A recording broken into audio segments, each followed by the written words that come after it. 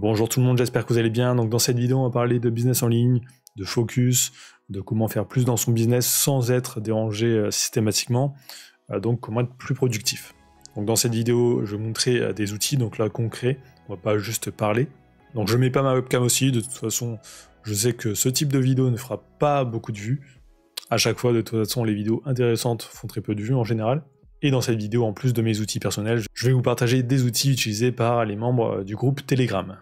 Donc avant de vous montrer des outils, on va parler un peu justement des algorithmes et de tout le business qu'il y a derrière. Donc sur Internet, vous le savez, pour faire de l'argent, il faut souvent avoir une visibilité. Alors pas besoin d'une grosse visibilité, mais il faut en avoir. Et en gros, sur Internet, n'importe quelle entreprise, ce qu'elle veut, c'est avoir de la visibilité. Donc il y a des exemples, par exemple, assez flagrants, donc YouTube, Facebook, TikTok, enfin tous ces trucs-là. Leur but, c'est que vous passiez le plus de temps sur la plateforme pour que vous puissiez visionner le maximum de publicité et engendrer le maximum de revenus derrière. Donc ça, si vous avez un business en ligne, ça peut être un gros problème. Parce que vous êtes tous les jours sur votre PC, donc forcément, vous avez énormément de distractions. Alors, il y a des entreprises qui vont payer des millions pour essayer d'optimiser, pour vous rendre accro ou vous faire cliquer exactement sur des choses qui fonctionnent, même si ces choses n'ont aucune utilité pour vous. Donc si vous voulez lancer un business en ligne, c'est un gros problème. En tout cas, si vous placez en consommateur de ce contenu. Il vaut mieux être créateur dans ce cas-là. Donc il y a pas mal de mouvements sur Internet, quelquefois après des articles de journaux, par exemple, où les gens vont supprimer leur compte Facebook, supprimer leur compte YouTube, etc. Donc ça peut être un peu extrême. Moi, je l'ai fait par exemple avec Instagram, parce qu'au final, je me suis rendu compte que ça me servait vraiment absolument à rien. J'allais sur la plateforme, mais c'était pour voir les publications de mes amis, et ils ne publiaient pas souvent. Et en plus, j'avais tous leurs contacts aussi sur Facebook ou sur d'autres messageries. Donc j'avais pas du tout besoin en vrai d'utiliser cette plateforme.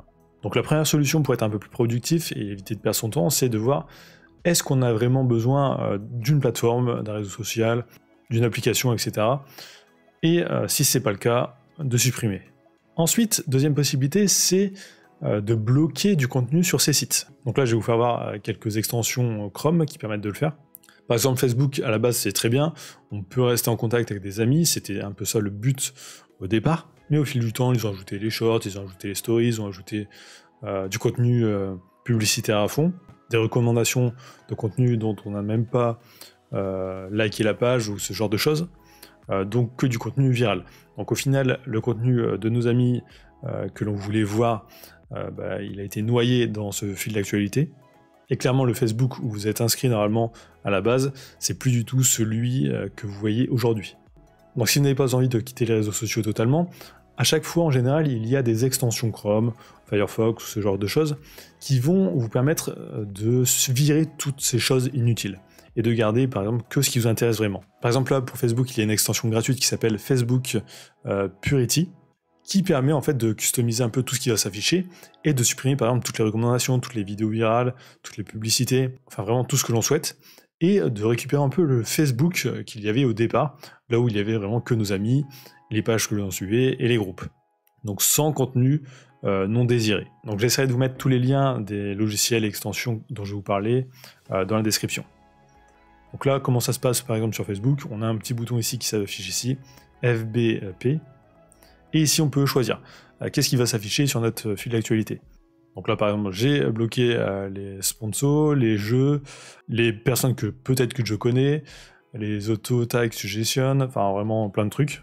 On peut cacher toutes les vidéos, les réels, les vidéos partagées, enfin vraiment, donc vraiment on peut tout modifier ici. Donc ça c'est le genre d'extension qui est assez utile. Vous avez la même chose pour Instagram, pour TikTok, enfin vraiment n'importe quoi. Vous avez toujours des extensions en général pour essayer de rester plus focus. Autre extension que j'aime bien aussi pour YouTube, cette fois-ci, c'est Unhook, Remove YouTube Recommendation Video. Donc en fait, ça permet de supprimer toutes les recommandations de vidéos sur YouTube et aussi de personnaliser. Par exemple, là, quand je vais sur YouTube, au lieu d'avoir plein de recommandations dans l'onglet Accueil, j'ai plus rien du tout. Donc j'ai juste la barre de recherche et là, le bouton abonnement, parce que j'ai activé le bouton abonnement. Donc là, si je vais sur l'extension, je peux activer vraiment ce qui m'intéresse ou pas. Donc là, j'ai viré les shorts, parce que ça me sert à rien, j'ai pas envie de regarder ça, c'est de la merde. J'ai viré les recommandations, les chats live, on peut même virer les abonnements, comme ça on a juste la barre de recherche, et on n'aura que les vidéos qu'on aura cherchées. Donc ça permet de limiter les distractions, c'est assez utile par exemple quand on bosse sur YouTube, parce qu'on passe beaucoup de temps sur le site en général, donc ça permet de gagner pas mal de temps. Ensuite, autre chose aussi que j'aime beaucoup, c'est les flux RSS. Donc les flux RSS, c'est de moins en moins connu. Quand vous demandez à la plupart des personnes qu'est-ce que c'est, ils en savent rien du tout. Mais pourtant, c'est peut-être l'option la plus intéressante pour un peu contrer ces algorithmes. Alors dans certains cas, les algorithmes sont aussi bons, ça permet de découvrir du nouveau contenu, mais c'est bien de le limiter quand même pour éviter de se disperser un peu dans tous les sens. Donc les flux RSS, ça permet vraiment de se recentrer sur vraiment les sujets qui nous intéressent. Par exemple, on a un blog qui nous intéresse, on va prendre le lien du flux RSS, on va l'entrer dans un logiciel ou un site web qui permet de les suivre, et ça nous permet tout simplement de suivre vraiment tous les nouveaux posts qui seront postés sur ce blog ou sur cette catégorie du blog, etc. Donc ça c'est vraiment assez utile. Les chaînes YouTube aussi ont des flux RSS, peu de personnes le savent, donc on peut entrer nos chaînes YouTube directement dans un logiciel de RSS, et ça évite d'aller sur YouTube, donc d'avoir toutes les distractions. Donc moi par exemple j'utilise Raven Reader qui est plutôt pas mal et totalement gratuit, mais il y a d'autres solutions aussi plus performantes, souvent payantes, qui vont vous permettre par exemple de suivre des pages Facebook directement depuis l'interface, des comptes Twitter, etc. Autre chose aussi que les flux RSS font, c'est de pouvoir suivre par exemple les offres d'emploi sur Pôle emploi, sur Upwork, c'est possible de créer des flux RSS aussi sur des termes précis pour être alerté, par exemple si vous êtes freelance, c'est possible de mettre la météo, enfin vraiment, il y a des possibilités qui sont énormes, qui est très peu exploité par le grand public, et c'est plutôt dommage parce que ça permet de reprendre un peu le dessus sur les algorithmes. Ensuite, on va avoir aussi d'autres solutions, là un peu plus radicales. Si vous êtes toujours un peu trop accro après avoir fait ça, après avoir limité les distractions, il est possible aussi de se mettre un peu une sorte de contrôle parental. Alors ça peut être un peu extrême, mais ça fonctionne très bien. Donc il y a des logiciels qui sont pas du tout faits pour faire un contrôle parental, mais vraiment pour améliorer notre productivité. Par exemple là, il y a un logiciel que j'utilise qui est Cold Turkey Blocker. Alors il y a une version gratuite et une version payante. Moi j'ai pris la version payante parce que j'aime bien ce logiciel. Mais il y a pas mal d'autres solutions, par exemple Freedom, donc c'est utilisé par quelqu'un justement du groupe Telegram qui l'a recommandé. Là ça permet de synchroniser aussi avec son ordinateur, son smartphone, etc. Donc d'avoir tous nos appareils synchronisés avec les mêmes blocages. Moi je suis parti sur celui-ci en version payante parce que c'était sans abonnement, on payait juste une fois et fini. Donc je préfère ça en général. Je deviens un peu allergique au logiciel avec paiement mensuel. Donc par exemple avec ce logiciel on peut voir les statistiques, donc comment on dépense notre temps, sur quelle application, quel site, etc. Et ça permet aussi de créer des profils à bloquer. Par exemple là j'ai bloqué tous les sites porno, comme ça pas de problème avec ça. Et j'ai créé aussi une deuxième catégorie ici, où j'ai mis d'autres sites que je voulais bloquer ou des logiciels. On peut aussi bloquer avec un temps limité par heure, un nombre de lancements à chaque fois. Enfin vraiment, il y a pas mal de paramètres que l'on peut changer dessus. Par exemple, je peux dire, je veux bloquer YouTube ou Facebook de 8h à midi, pour vraiment être focus sur mon business, et ensuite de 14h à 18h. Comme ça, moi, je peux toujours regarder YouTube entre midi et 2, et le soir. On pourrait bloquer Netflix ou ce genre de choses, enfin vraiment bloquer n'importe quoi. Ça peut être des logiciels ou des sites web. Et on peut ajouter une option pour que ça soit impossible de le débloquer si on le souhaite. Par exemple ici, je peux cliquer dessus, c'est impossible. Donc ça, c'est une première solution qui fonctionne plutôt bien pour moi. Je l'utilise depuis plus d'1 an ce logiciel, et c'est plutôt pas mal. Autre logiciel aussi, là que j'ai acheté très récemment, mais une version gratuite, c'est toujours du même éditeur, donc le même que celui précédemment, donc Cold Turkey Micromanager Pro. Il y a une version gratuite aussi. Donc ça permet en fait de bloquer, mais avec une whitelist. Donc on va dire, moi je veux utiliser seulement ce logiciel pendant les, on va dire là, 15 prochaines minutes, ou jusqu'à temps que mon PC redémarre.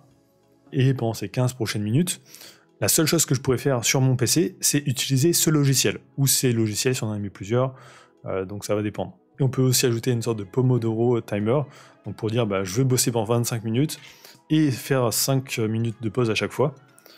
Donc pendant 25 minutes, seul ce logiciel sera activé. Alors ça va pas fermer les autres logiciels, c'est juste que quand on va aller par exemple sur un logiciel ici, il va se remettre direct en petit, donc on aura accès vraiment que au logiciel qu'on aura défini. Donc ça par exemple je l'utilise pour le montage vidéo, parce que des fois c'est un peu chiant, je le fais en plusieurs fois, enfin c'est un peu chiant, du coup donc j'ai décidé de l'utiliser en fait pour me focus dessus directement. Donc là juste à le cocher, à faire ça, et je sais que pendant 30 minutes, 1 heure, je peux faire que ça.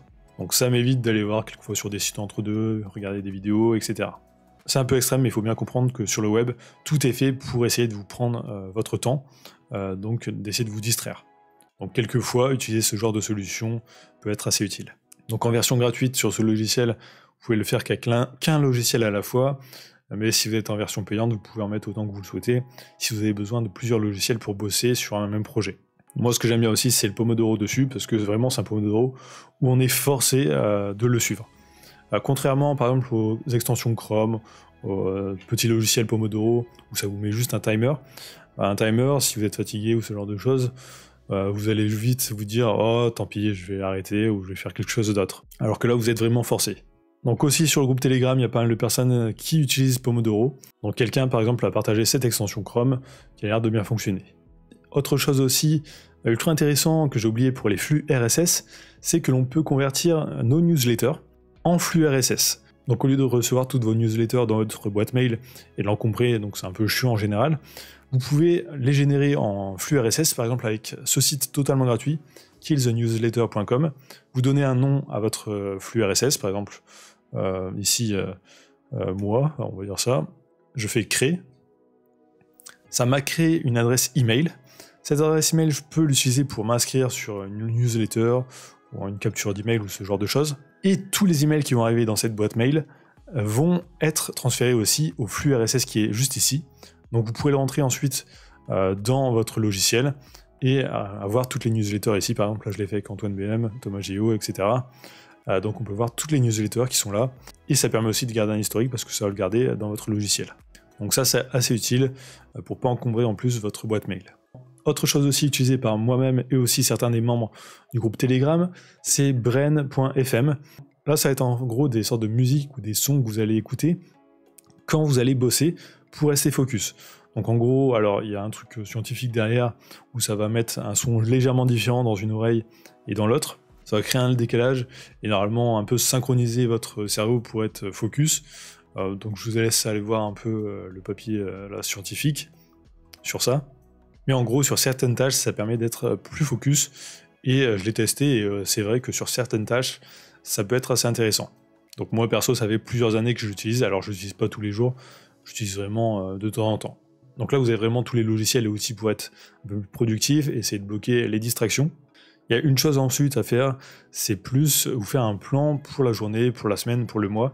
Ça, c'est quelque chose d'aussi important, parce que si vous vous levez le matin et que vous n'avez aucune idée de ce que vous allez faire dans votre business en ligne, forcément, vous allez pouvoir être un peu plus distrait et moins motivé. Donc là, une solution que je trouve plutôt mal, c'est de se faire un plan vraiment mensuel, à la semaine aussi, et au jour à chaque fois. Et aussi avec un objectif annuel, voire plus long. Donc on va en fait diviser nos objectifs. Par exemple, tiens, mon but c'est de faire 5 000 € par mois d'ici la fin de l'année. On va essayer d'organiser nos mois en fonction de cet objectif, ensuite nos semaines en fonction de ces sous-objectifs, et les jours à chaque fois aussi en fonction de ça. Donc de diviser en plus petites tâches, mais de garder toujours l'objectif en vue à chaque fois. Alors pour ça, j'ai pas de logiciel vraiment qui permet de faire ça. J'ai des logiciels de prise de notes où j'ai rentré juste des idées de vidéos, ce genre de choses, ou des idées d'automatisation. Mais derrière, pour organiser mes journées, j'utilise tout simplement un carnet en papier. Donc un truc à 1 €, pas cher, un peu dégueu.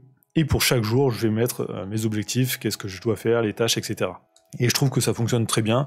C'est beaucoup plus intéressant que de le mettre sur un outil, sur une application, ou sur un logiciel, ou sur un site web.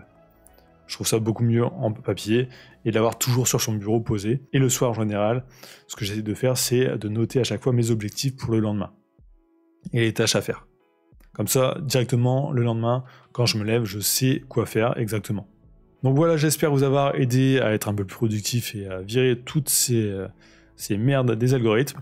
Donc si vous avez regardé cette vidéo jusqu'au bout, tapez focus dans les commentaires, ça me permet de voir si les gens regardent bien jusqu'au bout les vidéos, et ça m'aide aussi énormément pour le référencement. Je sais que cette vidéo fera peu de vues, mais à mon avis c'est vraiment quelque chose d'essentiel si vous voulez réussir sur le web. Donc n'oubliez pas de liker, commenter, de vous abonner, et je vous dis à très bientôt.